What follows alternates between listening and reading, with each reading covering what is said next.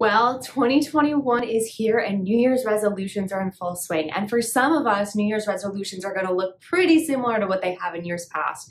But for others, it's going to be simply about recovering from coronavirus. And I wanted to throw something together to give everybody a little bit of advice as how to push forward with your New Year's resolutions and your goals, especially if they relate to your health and wellness. One of the big things that we've seen over the years is that so many people look at New Year's to kind of change their lifestyle, move towards more of a fit, healthy lifestyle, lose weight, eat better, sleep more, and those are all awesome goals. However, a lot of the time, people don't know how to succeed. So what I wanted to do is give a little bit of information or some questions to ask yourself as you're approaching your New Year's resolutions as to say, hey, you know what? This is where I may have gone wrong in the past, or this is where I may really need to work on to really move forward. And this does kind of go along with recovering from coronavirus as well. A few weeks ago, I did a video about recovering from coronavirus and returning to activity. So if you're struggling there, go ahead and check that out. It has some awesome information. I'm not going to go in depth about that here because that's not what this video is for. This video is more for just saying, hey, you know what? Ask yourself these questions before you start entering into that world of New Year's resolutions. Looking at your goals, kind of re-examining them and saying, hey, you know what? Maybe I need to look here a little bit more first. So the first thing I always have somebody look at, if we're creating a New Year's resolution for somebody or a goal for somebody is, and especially if it relates to an active lifestyle, how active have you been in the past several months or even the past year? The second thing I always kind of say to people is, what is your nutrition like? Have you been on top of your nutrition? Number 3, what are your sleep habits? Number 4, what is your stress level? And number 5 is, why have you not succeeded at your achieving your goals in the past, your New Year's goals or your resolutions?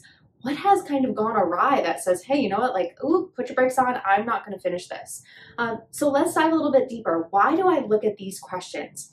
Number 1, how active have you been in the past? The reason I look at that is because some people end up coming into the clinic after New Year's, seeing myself, John, or Justin, and saying, hey, I ended up with an injury. I don't know what happened. I don't know where I went wrong. And a lot of it comes down to the programming of your exercises. Frequency, duration, and intensity are 3 variables that are key when it comes to doing things correctly. Frequency, how often? So how many days per week?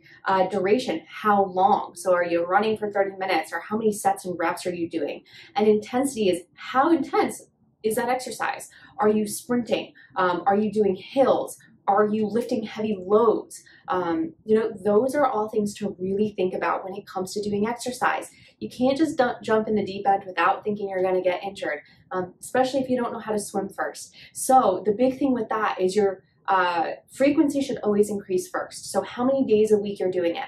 Your duration is what increases second. So for how long you're doing it. And number 3, your intensity. All right. So that is what you should really think about as you start an exercise routine.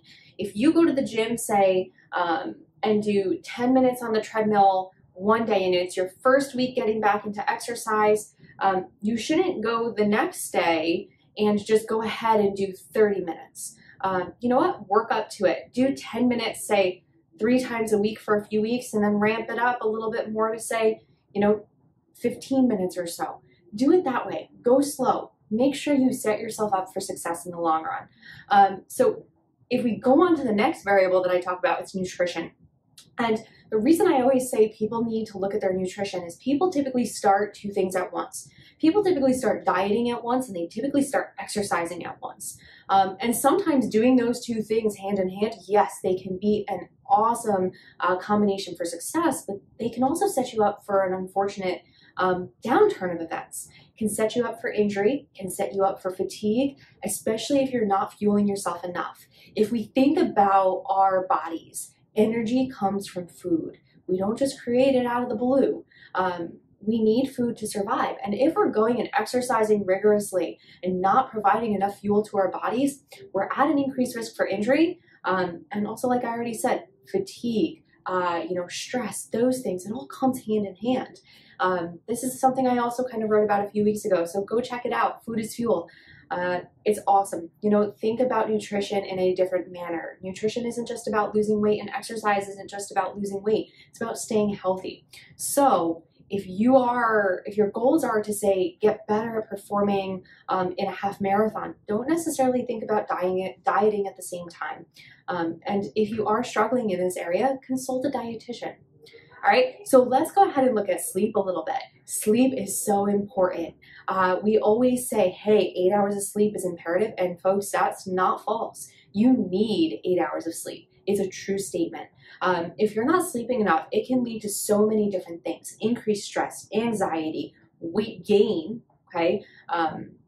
It can also lead to kind of, not being able to manage glucose levels appropriately, anxiety. I don't know if I already said that or not, but all of these things are things that come along with not sleeping enough. Increased risk for injury is another one. If you're not sleeping well, all right, that's something I would go ahead and look at changing before I may even jump into a high vigorous exercise routine. Reason being, you need sleep to function. Sleep is that time where our body recovers and vital processes that are necessary to human function kind of occur. So guys, sleep. Think about sleep. It's so important. And I could go on and on for days about sleep, but just think about that a little bit. The other thing I always love talking about is stress, all right? Stress is one of those things that we know puts fatigue right up there at the top of our list when we're feeling it. Stress is one of those things that will be detrimental to performance. It will be detrimental to lifestyle. It will make us feel exhausted. And you need to think about that. If you're not sure where your stress is kind of emanating from, where it's coming from, ask for help. There's nothing wrong with seeking out help when it comes to stress. And a lot of mine, I know, comes from time management sometimes. If you're struggling with time management, look at some new strategies. I love to kind of just exercise and meditate when it comes to stress. Now, over-exercising is not always a great thing for stress, but it can help relieve it a little bit. You need to find other outlets other than exercise too, just in case an injury happens. So think about that. Find ways to relieve your stress. Talk to somebody about it. There's no shame in it. My last question that I kind of pose to people, and I think that you can look at questions number 1 through 4 and relate them all to this, is why in the past have you not been successful in achieving your goals? And think about those questions. Often at times when I discuss goals with people, those 4 things come up, or injuries come up, and we kind of have to dive a little bit deeper. Think about why you were unsuccessful. If it's some other reason, such as time management, hey, that can be related to stress or sleep. It can be related to, just how active you've been or how inactive you've been. So look at it as a whole. Look at your reasons as a whole. If you are just trying to get forward in your health and wellness and you need assistance, don't hesitate to ask. One of our goals is to get people back to doing what they love, whether it be you're just trying to get on a new road or whether you're recovering from an injury or even something like coronavirus. I know it's hard. I know, especially those recovering, it's such unknown territory. I'll throw up some more information as we learn more about it, but take it easy, take it slow. Think about frequency, duration, intensity. It's so important to utilize those, especially if you're recovering from injury, getting active, or recovering from coronavirus. So guys, if you have any questions, as always, do not hesitate to ask. I'm pretty sure John, Justin, or myself can always help you out in this category, especially goal setting. It's something that physical therapists are trained to do, and we love to help you do it because why? We love to help you get back to doing what you love. So I hope you all have a great start to the new year, and I'll be back soon with more info for y'all. All right, have a great day, and be back soon.